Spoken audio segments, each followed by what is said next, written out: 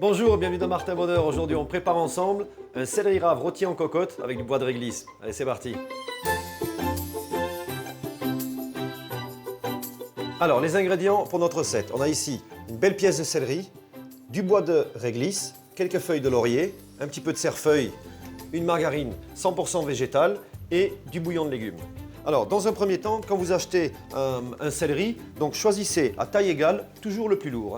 Et on va venir faire des tranches d'environ 5 cm d'épaisseur.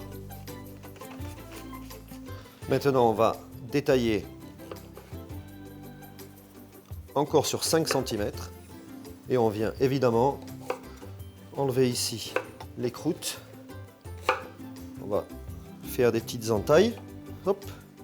Vous allez prendre vos bois de réglisse et on va passer à travers et ça va le parfumer en fait. Donc ici, dans notre casserole en fonte qui est préchauffée depuis environ 5 minutes, c'est important mais ça doit être très chaud. Ici, on va mettre de la margarine 100% végétale. Alors on en met environ quand même 80 grammes. Ça commence à prendre une légère couleur. On sent à l'odeur que ça commence à sentir la noisette.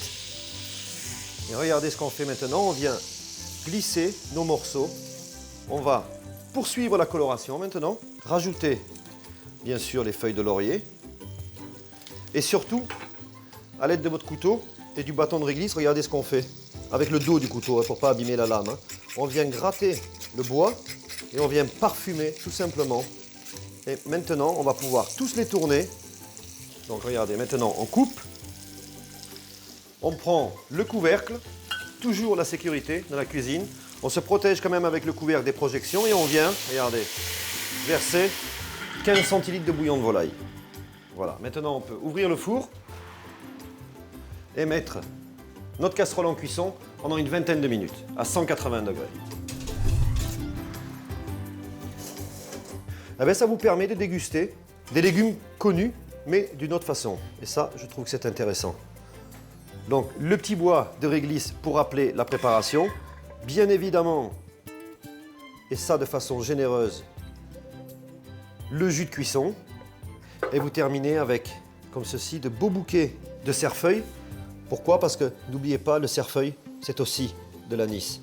Aujourd'hui, c'est la preuve qu'on peut faire à la maison de la gourmandise 100% végétale. Je peux vous garantir que quand vous allez déguster ça, vous n'avez pas besoin d'un gros morceau de viande, vous n'avez pas besoin d'une tranche de jambon de 2 kg.